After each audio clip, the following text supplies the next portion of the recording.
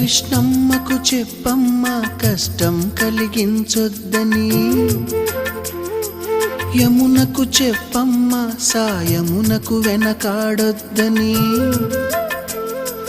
గోదారికి కావేరికి ఏటికి సెలయేటికి కురిసేటి జడివానకి దూకే జలపాతానికి నీతో బుట్టులందరికీ చెప్పమ్మా మా గంగమ్మ. జీవనదివిగా ఒక మోక్షనిధివిగా పండ్లు పూలు పసుపుల పారాణి రాణిగా